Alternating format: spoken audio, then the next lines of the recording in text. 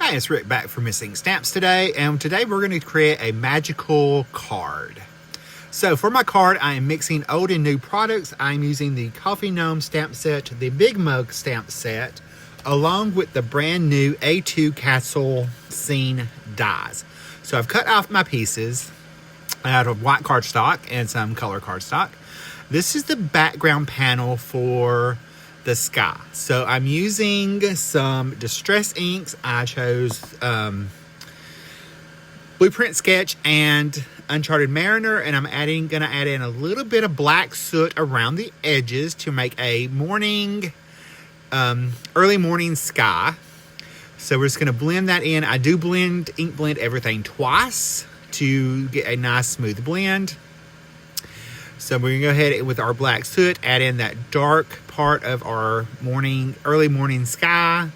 Like this is way early morning, like probably 3-4 o'clock in the morning, so that we can have that nice early morning to go along with our scene. So I've got that done. I'm gonna do the same thing to the water layer. Now I did cut out the ripples out of my dies, and I can just add those back in if I choose to use them. I didn't for this card. I wanted to keep it super simple, but I'm using those same three ink colors and giving it a center highlight like a moon is coming in and cresting over, hitting the water. So we're just going to blend all those together. I'll take and set these into my splat box, and I'm going to take some iridescent shimmer spray and spray that to create some stars, and I'm going to add some Copic opaque white that I've watered down. I'm going to flick that on into the sky, more in the sky and a little bit into the water, because you would have a little bit of that reflected into the water. Now we're going to ink blend our little rock formations. I'm just using hickory smoke ink and a little bit of scorched timber to add a little bit of life into my little die cut rocks. You do see a white castle die cut there. We're only going to use that for our windows. So I'm going to ink blend some squeezed lemonade over the window parts. I wanted them to have like a little morning glow, like the lights were coming on.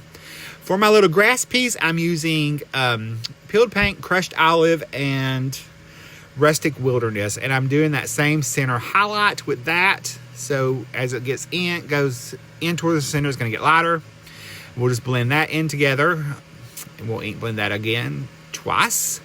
Now for my little rooftops, I'm going to set them all on a sticky mat so I can add a little shading to those. I cut them out from some dark red cardstock I had in my stash. So I'm going to come in with that same scorched timber or ground espresso, either one you have.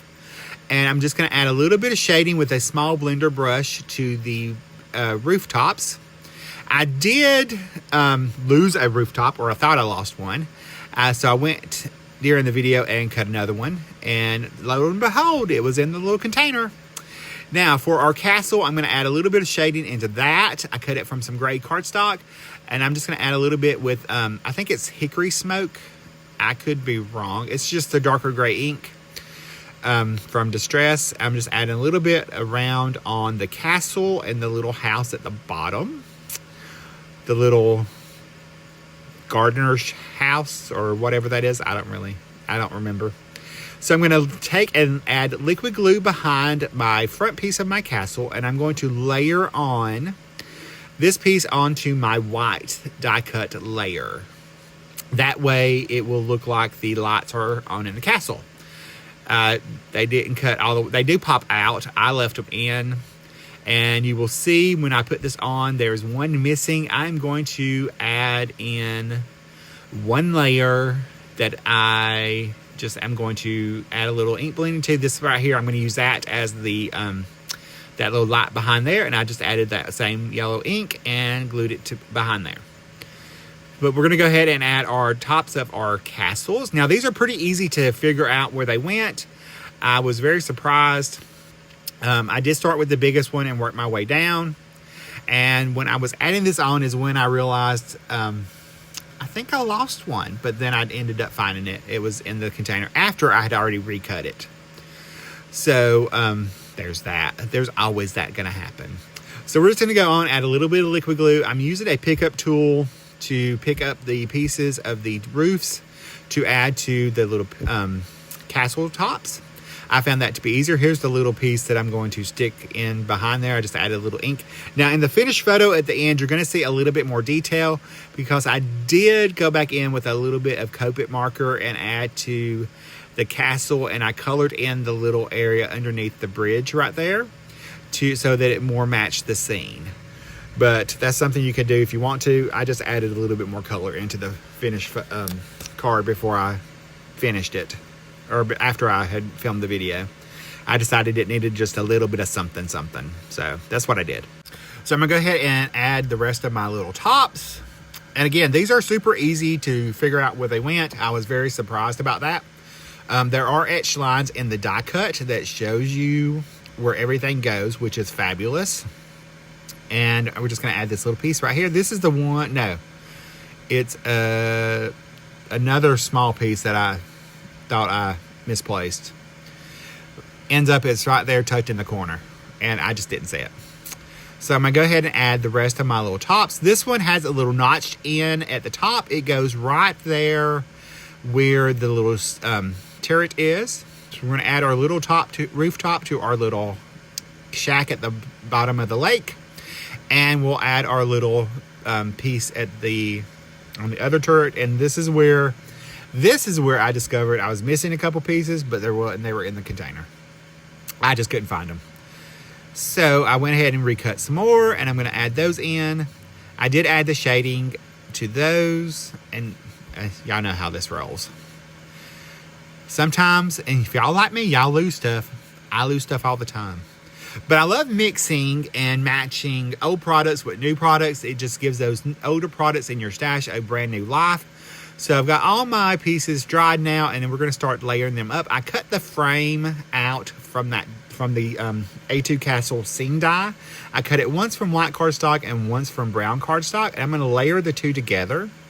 If you do this, be super careful when you're lining things up, because I got a little bit off on my lining up right here, and so I had to manipulate things around a little bit. It also helps if the glue you're using is not super fast drying. Apparently the glue I had was super fast drying, and I could not get things moved around fast enough.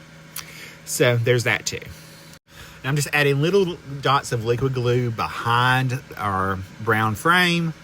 I wanted to just make sure that the seam was nice and framed in, so that's why I gave it a little bit of extra lift. So I'm going to go ahead and try to line that up best I can. I did not line it up very well. I was not having a line up good, obviously a good line up day that day, but everything worked out in the end. So I'm going to take and push this over a little bit, make sure it's lined up right there. And now I'm going to come in and I'm going to add the sky first. So I'm going to add liquid glue behind the entire sky, just adding it right along the edges on those little bitty pieces. Again, this was super easy to put together. I was very happy with this. And this is where I realized that top was not quite lined up. So there's that. All right, for this part, I'm going to come in and add the little castle. So we're going to attach that with some liquid glue as well. And I love my reverse tweezers. I think they're like a key to any kind of die cut piecing like we're doing right now. So it just fits into place, and that extra layer just give it just a little bit of extra lift. Now you can see the white right there in the finished picture. You'll see it colored blue. I just did that off screen with just a marker that matched.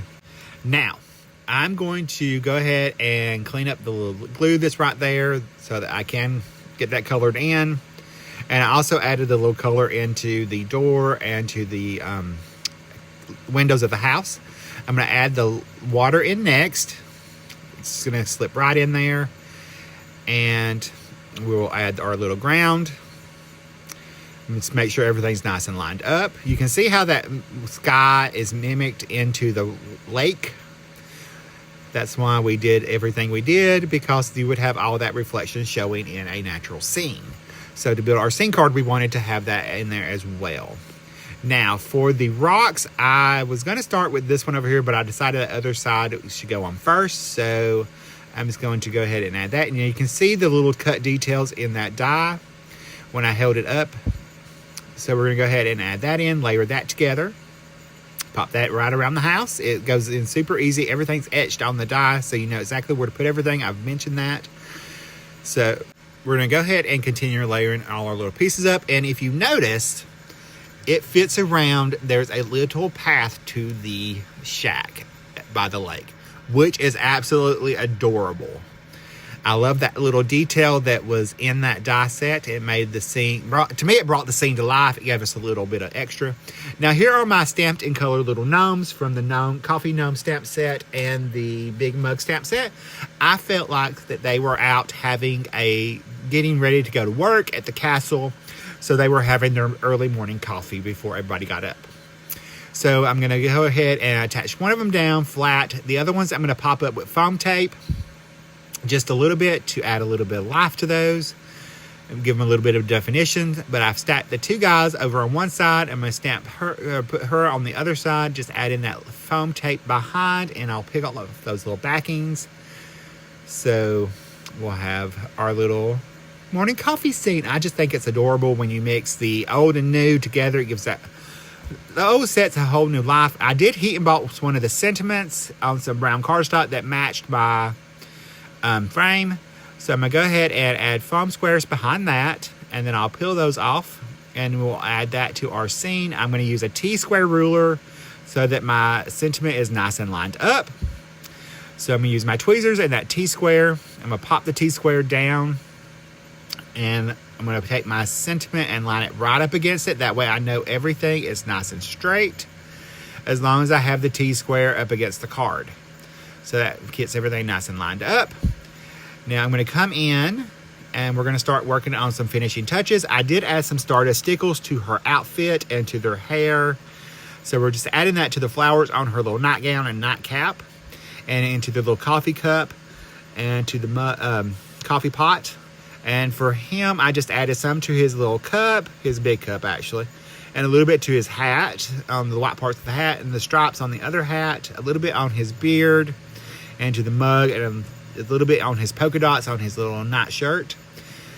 So we're just going to go ahead and add in our little Stardust stickles. When that dried, I did come in and add some white gel pen highlights in the areas that did not have any of the stickles, so that brought them out to life. I did add a little bit to her hair so that she had a little bit of sparkle in her as well. So we're just adding little bits of white details. Y'all know I love my white pen details. If y'all follow me at all or follow the channel and watched any of these videos that I've done lately, I've got to have my white highlights. It just brings everything to life, ties everything together. So here's a closer look at the card. I hope you give this a try. You'll see a closer look at the card right here, and I will see you guys in the next video. Stay crafty. Love you.